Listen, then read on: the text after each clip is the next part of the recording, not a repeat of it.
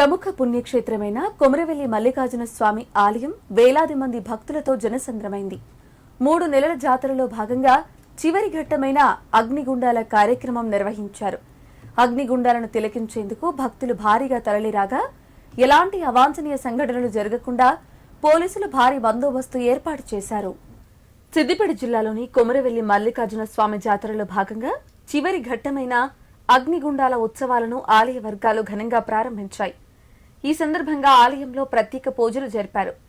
వీరశైవుల జగద్గురు వికారాబాద్ జిల్లా అలంపల్లి మండలం కెంపిన మఠాధీశ్వరుడు చెన్నబసవ ప్రభు మహాస్వామి కొమరవెల్లికి చేరుకోగా ఆయన పర్యవేక్షణలో సాయంత్రం ఆలయ ఆవరణలోని తోటబావి ప్రాంగణంలో వీరభద్ర పళ్ళెరం భద్రకాళి పూజలు నిర్వహించారు. అనంతరం ఆదివారం అర్ధరాత్రి నుంచి సోమవారం వేకువజాము వరకు అగ్నిగుండాల కార్యక్రమం భక్తి శ్రద్ధలతో నిర్వహించారు. భక్తులకు ఇబ్బందులు తలెత్తకుండా ఆలయ ఈవో బాలాజీ శర్మ, పునరుద్ధరణ కమిటీ చైర్మన్ పర్పాటకం లక్ష్మారెడ్డి, ధర్మకర్తలు లింగంపల్లి శ్రీనివాస్ ఏర్పాట్లు పర్యవేక్షించారు. Husnabad ACP Satish, Cheryal CI Srinivas, Komaravelli SI Nagaraju బందోబస్తు నిర్వహించారు.